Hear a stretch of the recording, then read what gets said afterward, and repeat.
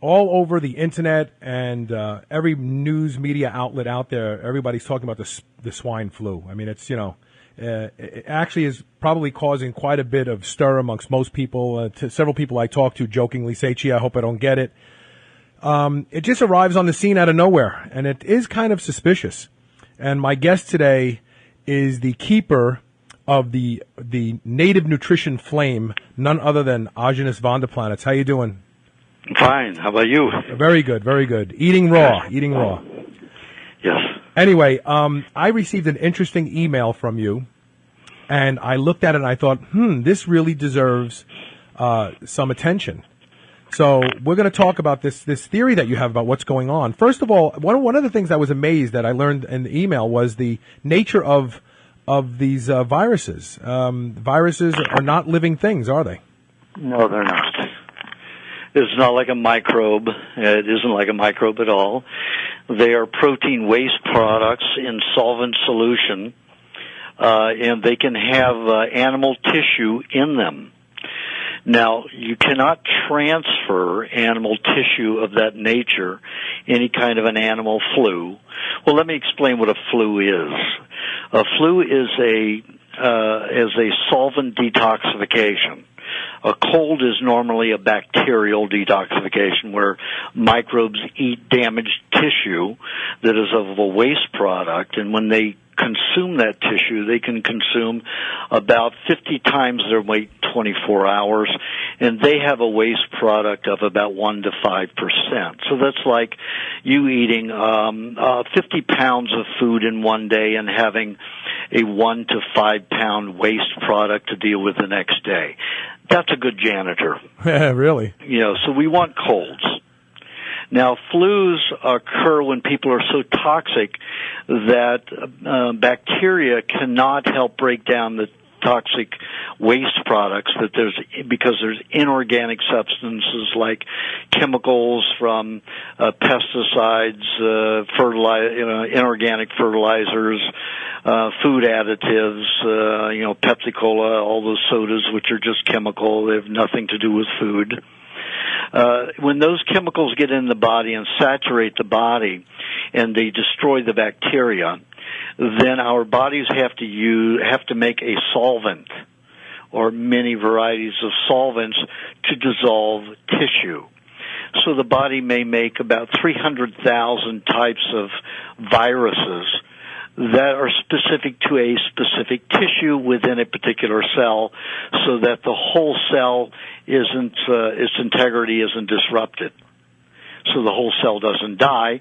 It's just cleaning out, let's say, the veins in a particular area of the cell, whether it be the veins for neurological functions or lymphatic, which is cleansing, or the blood itself within the cell. So those are specific cleansing viruses for specific areas in the body. Now, no time does it ever get to the point where you have more than, let's say, 3 viruses at a particular time in any particular body. Okay. Now, when we talk, if you're in a laboratory looking at it, there's nothing live there. You've got soaps, you've got solvents, just like we have soaps and solvents to dissolve grease off of your garage floor from your car. Now, what happens when you use a solvent, you use water in relationship with it because water is the main solvent on this planet. Universal it rains, solvent, right. Dissolves rock, plants can eat. Right. So water is our main solvent. If you look under an archaeological book, the first thing listed under solvent is water. Right.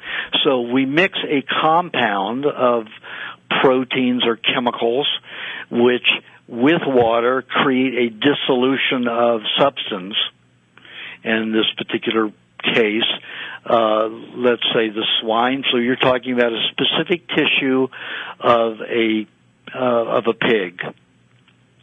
And of course, a pig is not going to have a virus unless it is so toxic from poor feed and vaccines and all kinds of medication that it can't use its natural bacterial cleansing. And that obviously is happening, because if you've ever seen animal husbandry, how it relates to swine, I mean, they feed them garbage. They literally feed them, garbage. Everything that people throw away and is rotten, they feed it to pigs. Well, that started in Egypt and Israel, over 6,000 years ago. Pigs were used in the streets. That's why it was illegal to eat pigs, not because there was something wrong with them at first, but because they would eat anything. So all the waste products got dumped out the windows, and the pigs went around the streets eating everything. So it was illegal to eat the garbage collectors. But because people were eating a lot of cooked foods and throwing contaminated foods out, let's say that were left in silver vessels or lead cups and dishes, then of course they got contaminated with heavy metals. That was all thrown out, and the pigs started getting disease. Mm-hmm. So then it was illegal to eat the pigs, not only because they were the garbage collectors, but because they were diseased. Gotcha. So that had continued. So when farming became when feed became a big agricultural moneymaker, companies started going to other companies that made processed food like cereals, getting the waste products cheaply and then feeding them to pigs. Right, like one of the things they feed to pigs is is chicken waste, chicken feces. So people who have chicken farms, they gather all that chicken waste up, they sell it to both the pig farmers and the cow farmers, and they feed it to those animals.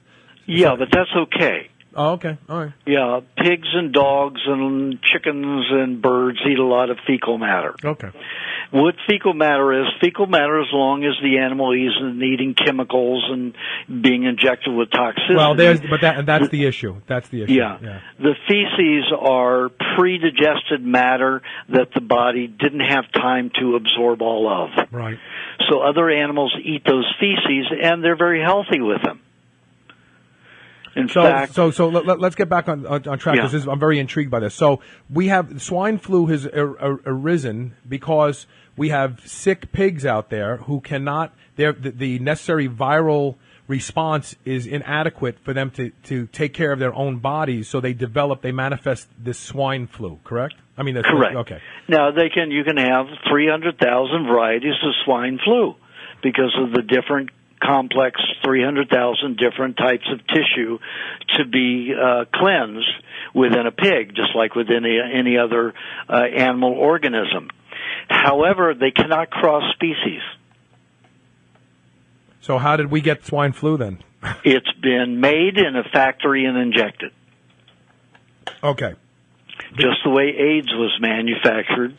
It was created at UCLA in 1961-62 to create cancer in laboratory animals to study cancer.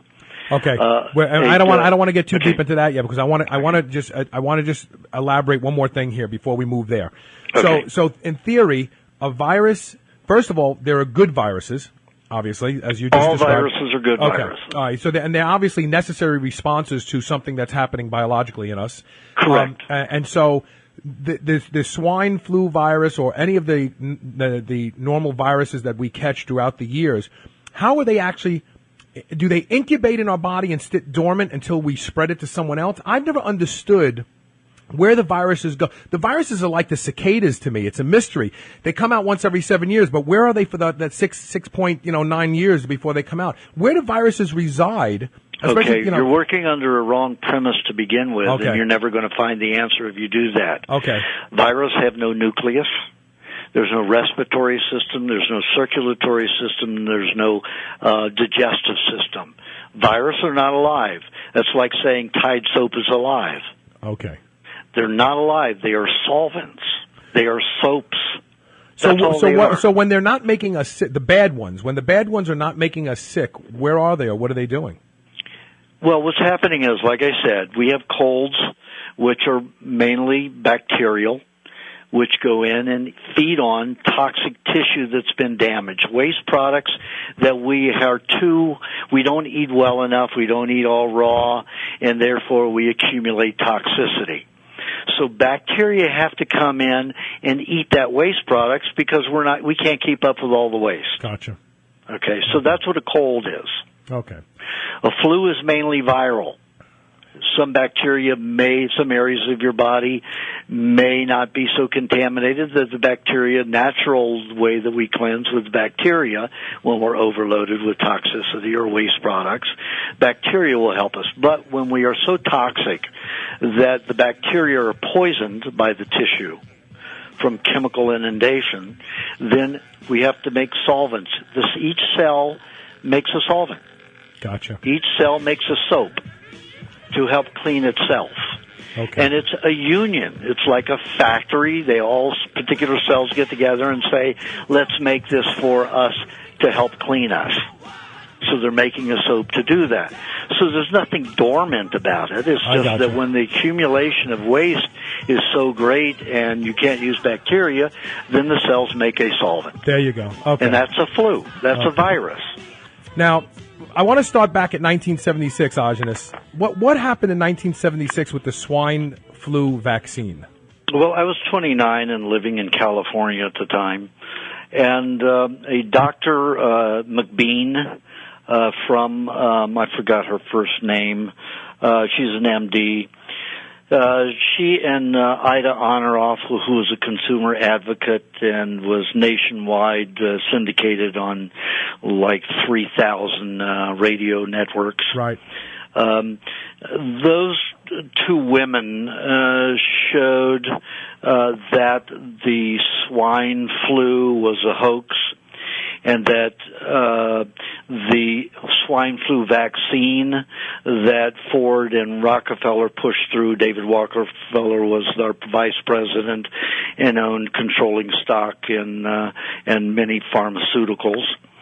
They were behind this swine flu thing. Even Gerald Ford went on and received his swine flu shot. Of course, David Rockefeller didn't. And they showed that the swine flu was a hoax and that the vaccine was going to harm and kill people. And it did, in fact. Didn't some people die? I mean, a large number of people died from the vaccine. Isn't that right? Well, there were 3 that died right there at the pole immediately after they got it.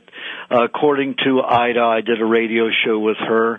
She had the figures that showed 2,300 people, elderly people, died within 2 weeks of the shot as a result of the shot. In other words, they didn't have the flu before they got the shot, and then they got the swine flu from the shot.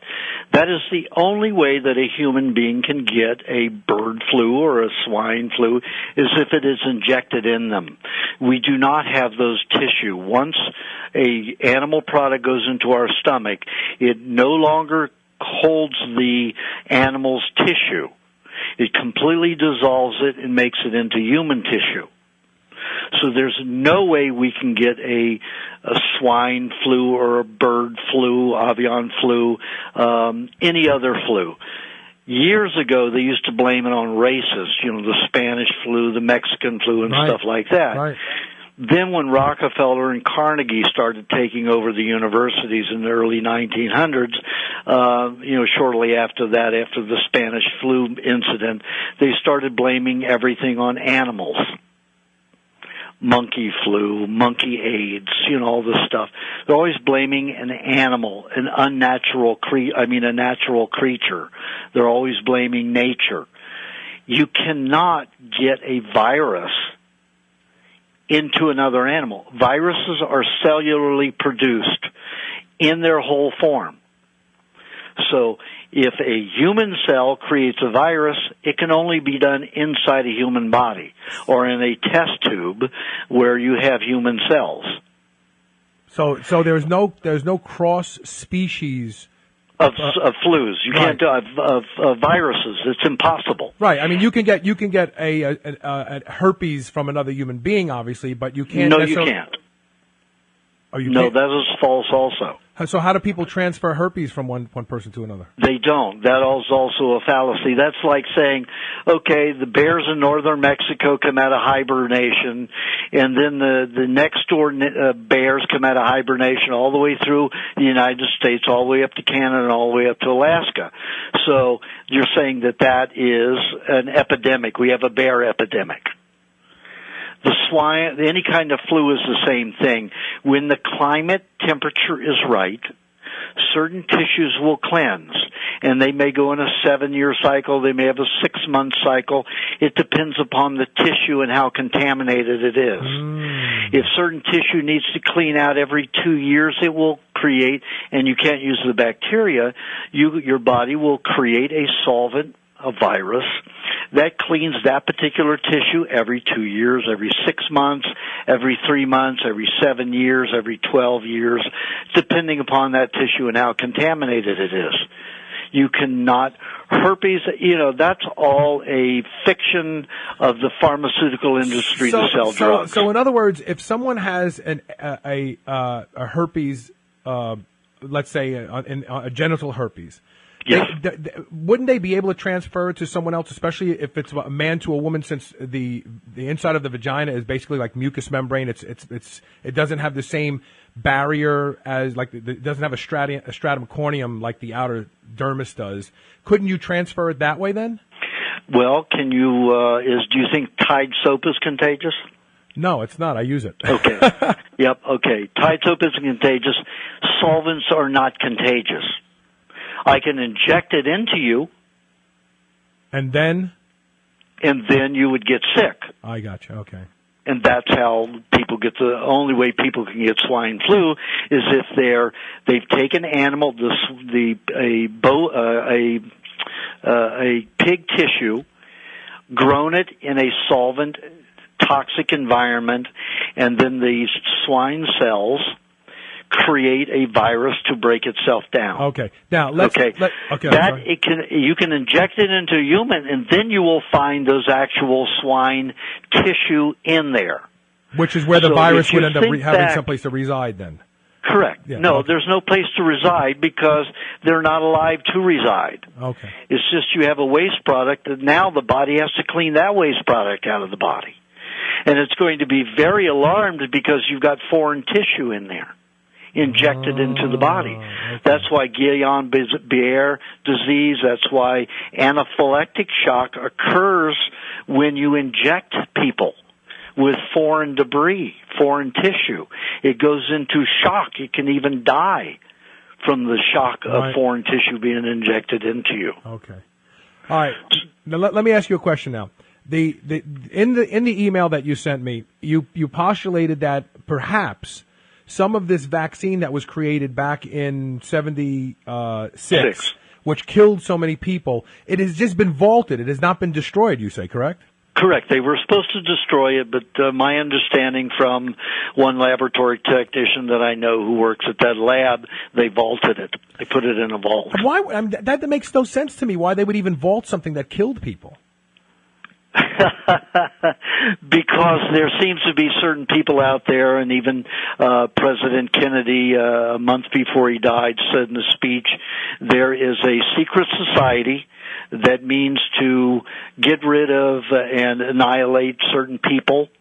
The Bush family was connected with Hitler. They financed Hitler. They're into annihilating people.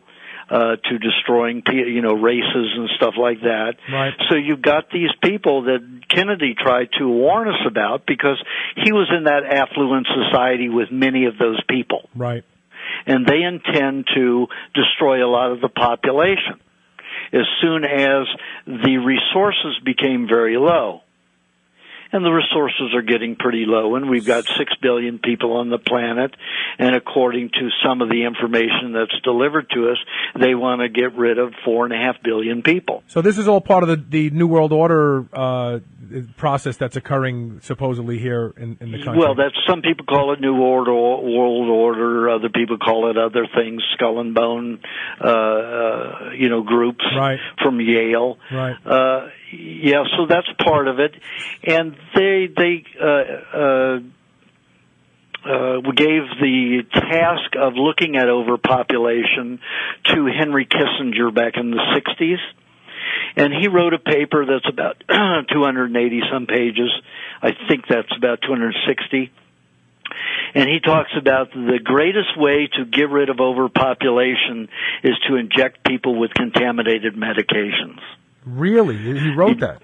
Yes, and you can look at the paper, look under overpopulation, Henry Kissinger, run his search engine, and you'll come up with that paper.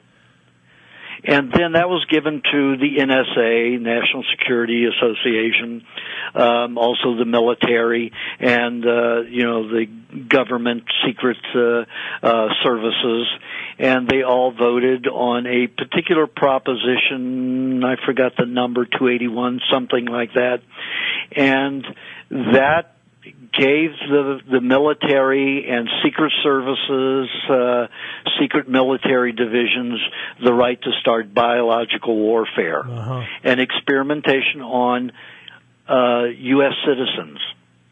So now this vaccine that was manufactured that killed all those people that has since been vaulted for no apparent good reason. How would it have found its way? No, the apparent reason is that they want to reuse it. No, but that's what I'm saying, but it's not. That's not a good reason. I'm saying it's a reason, but it's not a good reason. The reason is it's not a healthy and it's a sinister, compassionate, and it's sinister. Humanitarian idea. Right, it's sinister. It's a sinister reason. So how does it find its way to Mexico? Well, a few months ago, the Mexican government gave out free flu vaccines. That's what I was going to ask. Were these people vaccinated? Yes. So obviously they were given this, some of the swine flu vaccine was taken out of the vault, given to the Mexican authorities, probably with a lot of money in their pocket. And they gave it to some clinics, and then it was being injected into people. And then when people got such a reaction, then it was, they found swine tissue in their bloodstream and in their kidneys maybe and their bladders.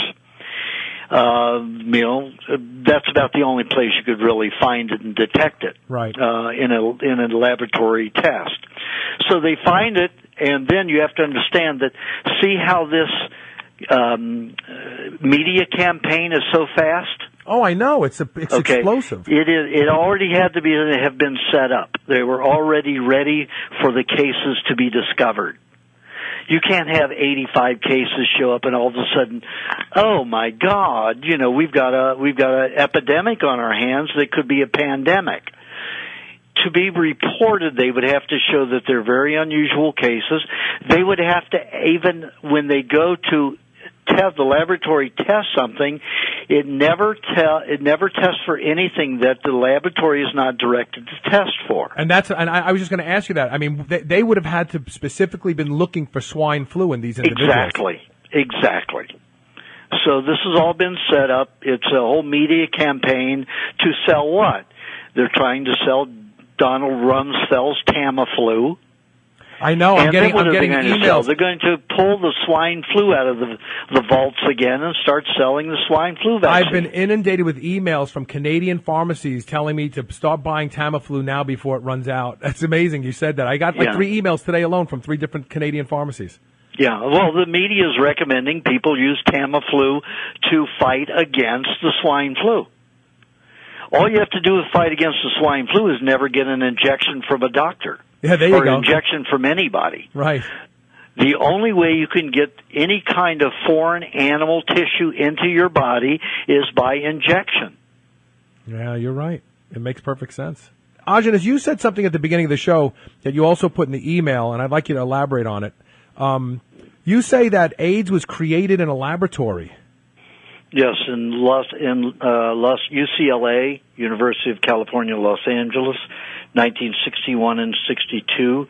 They created a mixture.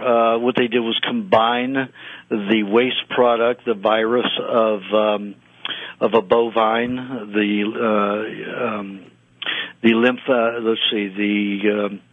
lymphonomic virus of a sheep, and the leukemic virus of a bovine. These are bovines.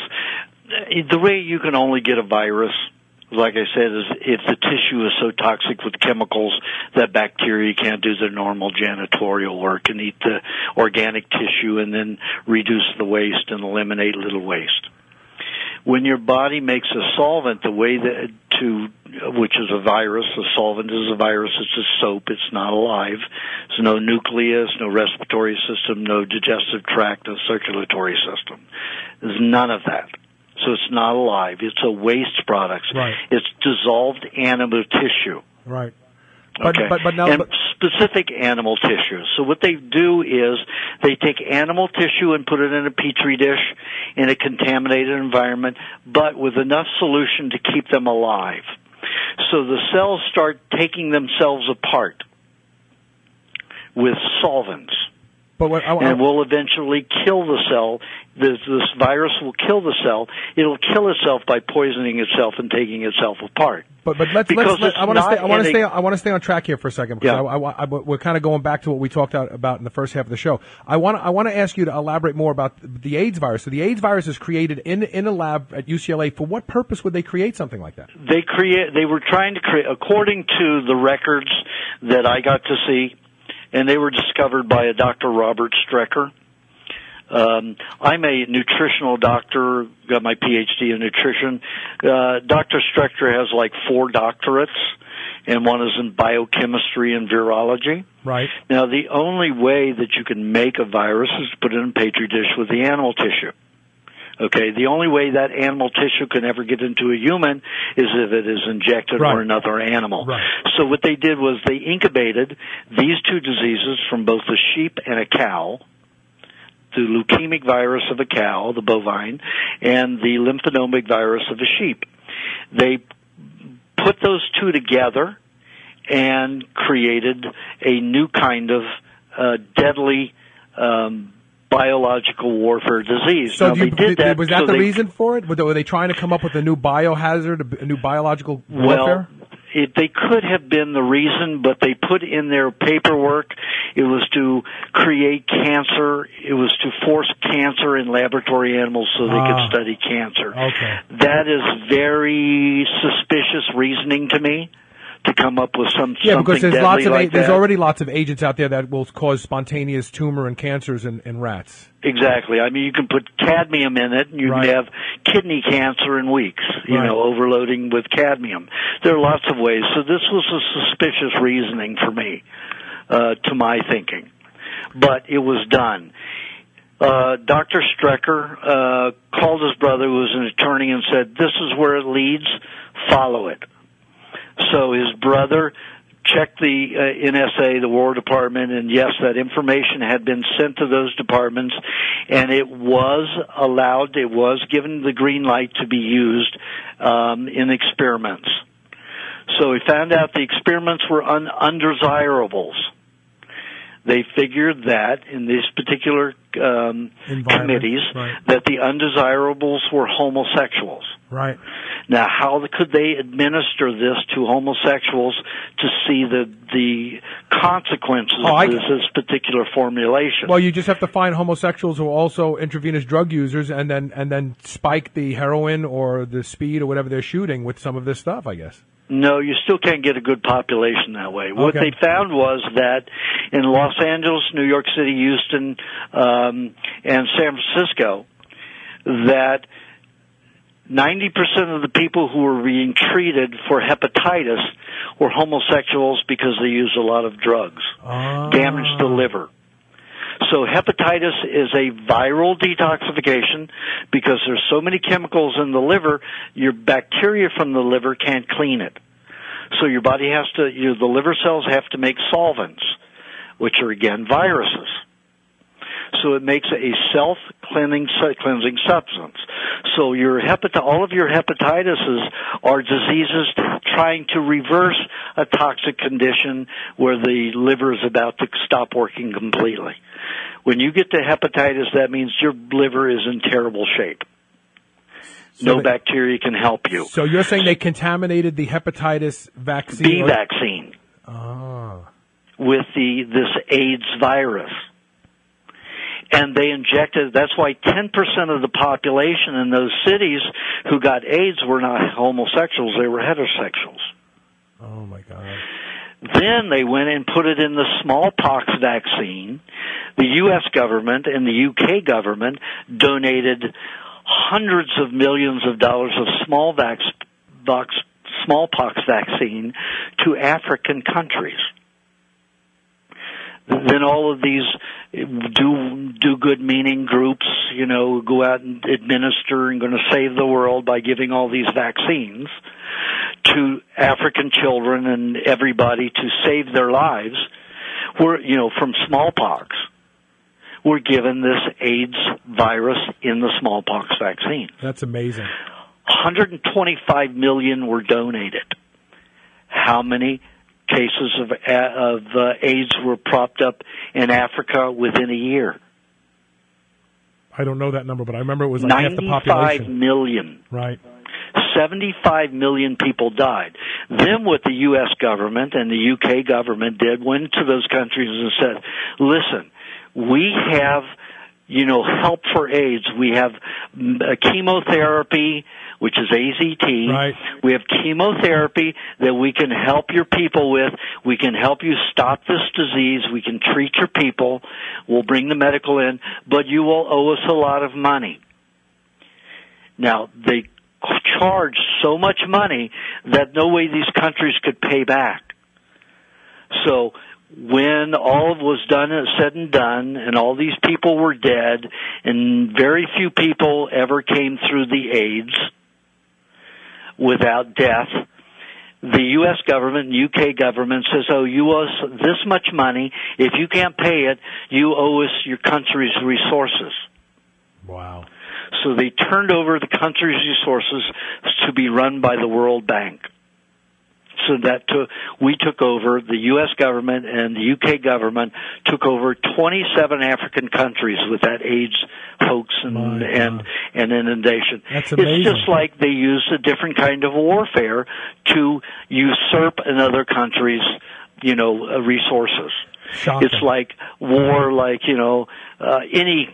the Spanish, the Roman, Greek. But it's a stealth. They're waging a stealth war, almost like a Trojan horse war, because they are being perceived as they're being invited in. They're being perceived as the saviors, but they're really the ones creating the problem so that they can come in and finish the job. Absolutely. And if you read the book Confessions of a Financial Hitman, I think that's the title. It talks of this man who worked for the U.S. government and the CIA. They went in and, loaned great amounts of money to foreign countries, foreign governments that could never pay it back and then would take over their resources. Wow. Look, that's the same thing they did with this AIDS incident. There's going to be a lot of vaccines pushed on us here.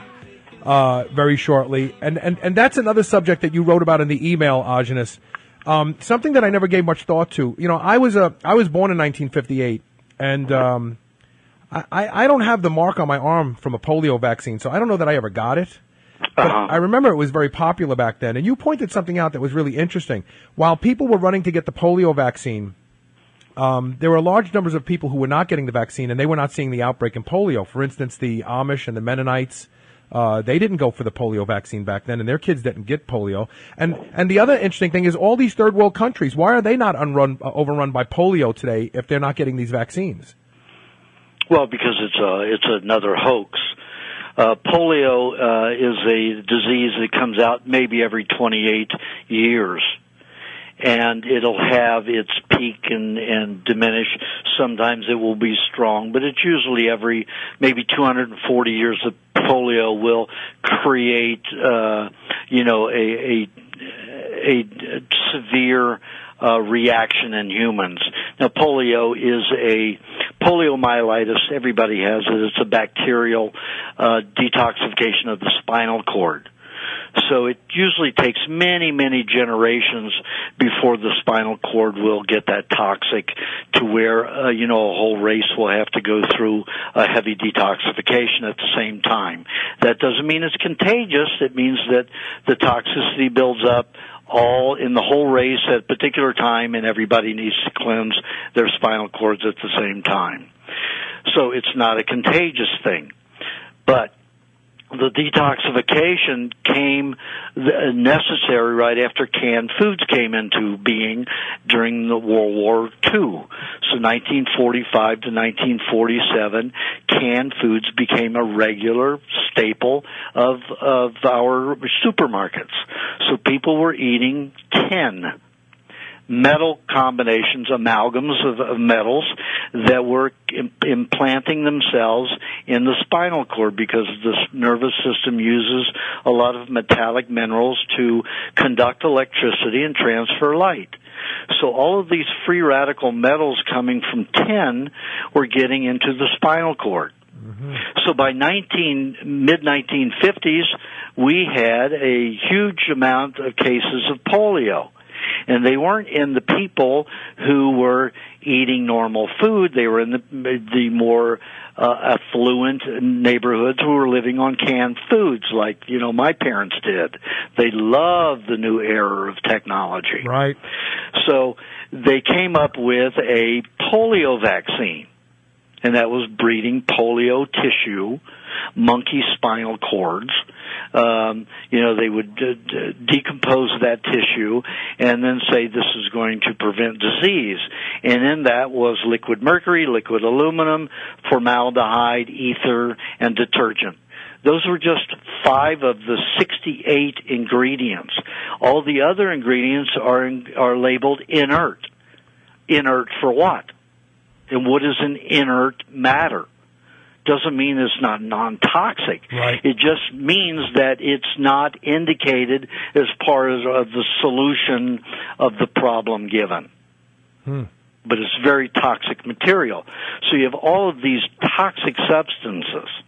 Now, when the polio vaccine came out in 1958, it was a year after the polio almost became extinct. It was down to 1% of the normally infected population that had preceded before it.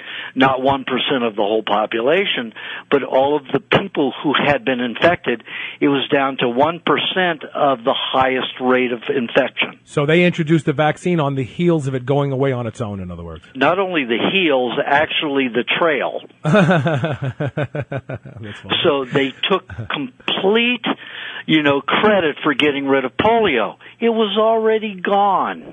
And you point out that in other countries, polio is not a problem, and they don't get polio vaccines. Correct. Do we still give children polio vaccines today? Absolutely. They get 3 in their lifetime, minimum of 3. And after I got my third, I got angina pectoris and diabetes. Oh, wow. Within days after my third vaccine. So you obviously had a reaction from, and that's another right. thing. I mean, they're pushing that what is that, human papillomavirus vaccine on a lot of young girls now, and they're trying to make the parents feel guilty if they don't let their kids. I would never let my kids get a vaccine of any type whatsoever. Absolutely. They're all poison. And there's no record that they ever prevent anything. When I was in Paris studying at the Sorbonne, Pasteur's material, I had to have somebody help me because I don't do well in French, and it was all written in French, of course. Right. And not one of the animals he ever vaccinated lived. Really? Not one ever lived. They all died of anaphylactic shock or severe flus. That's shocking. Yeah. And so there's no real foundation for that supports that these vaccines do anything then. Correct. Now, how can you say, you're likely to get, some kind of disease and you take this, you're going to prevent it, when many people who get the vaccines actually get the disease? Anyway, in fact, there was 1% of all that. In 1958, there were 3 states and 1 city that kept record of polio cases. And they found that the numbers went all the way up to 484% increase in polio.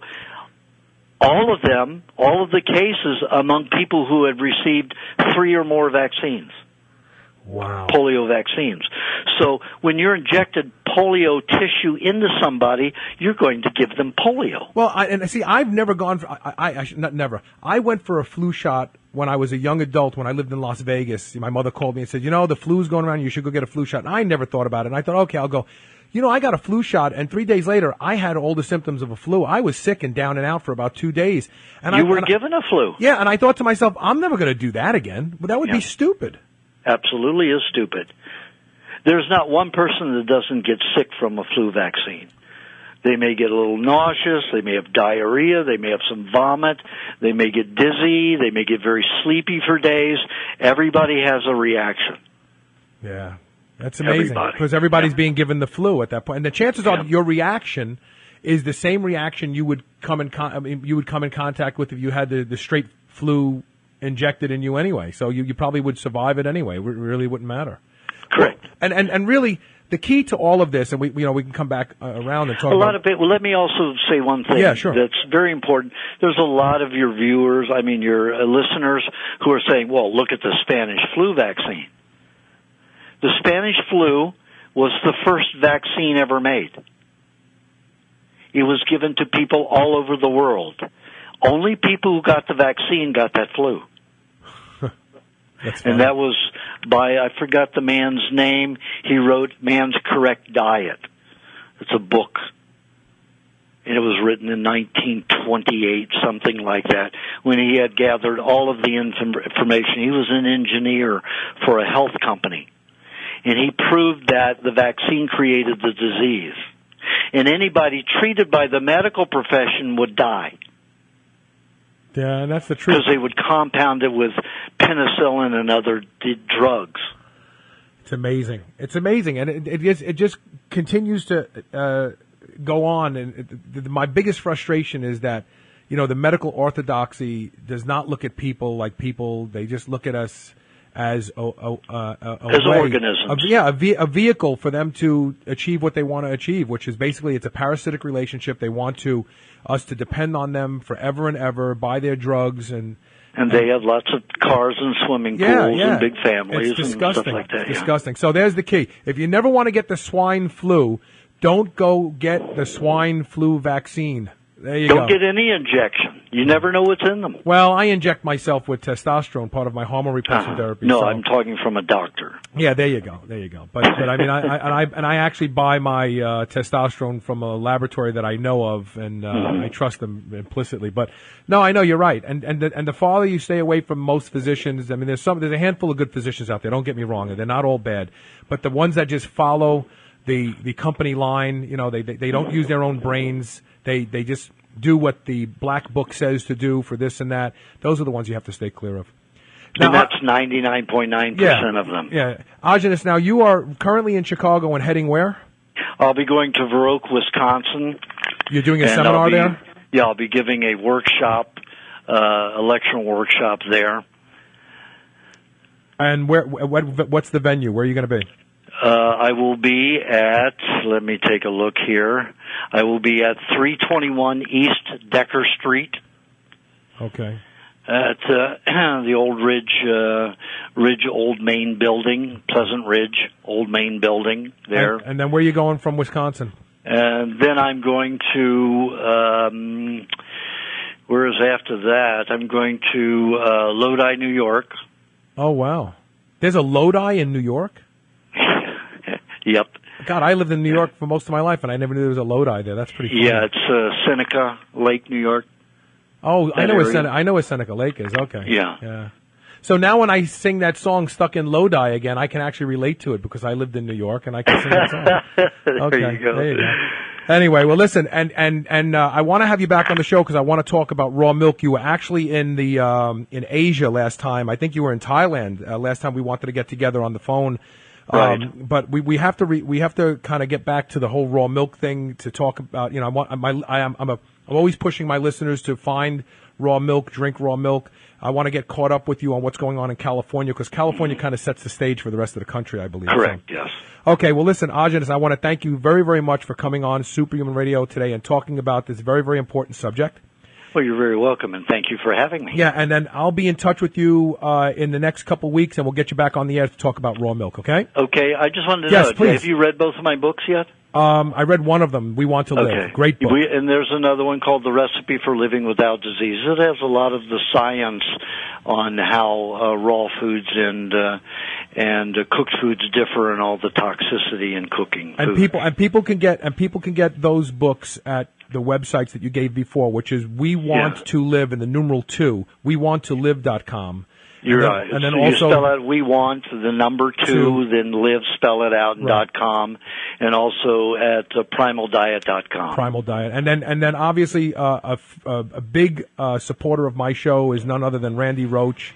He's the one that introduced me to you, and he follows your edicts on nutrition, and the guy is stronger. He gets younger and younger as every year passes. So it obviously And everybody works. on the diet does. Yeah. Well, I eat a lot of raw now, thanks to you too. So I Well, still good haven't for been you. able to eat raw chicken. I just haven't been able to accomplish that. But raw meat, and raw beef all the time. Cut it up and marinate it in some lemon juice, and it'll be the greatest thing you've ever tasted. I'll make ceviche out of it. There you go. Yes.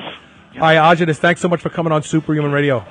Thank you. We'll see everybody else tomorrow. Thanks for listening.